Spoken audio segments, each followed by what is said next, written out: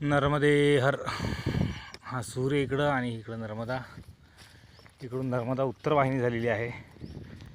इथं काही लोक रामपुरापासून उत्तर वाहिनीची परिक्रमा करतात 28 किलोमीटरची. इकडून उत्तरेकडे नर्मदा वाहत गेलेली. समोर पूर्व तट, हा पश्चिम तट.